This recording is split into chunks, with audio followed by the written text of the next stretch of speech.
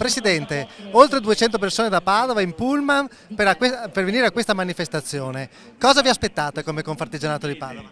Ma noi innanzitutto per muoverci abbiamo dovuto lasciare a casa il nostro lavoro, le nostre famiglie, i nostri impegni. Siamo venuti qua perché vogliamo ottenere qualcosa. Questa volta veniamo a chiedere al nuovo Presidente del Consiglio e quindi a Renzi che ci ascolti, che ascolti le nostre esigenze.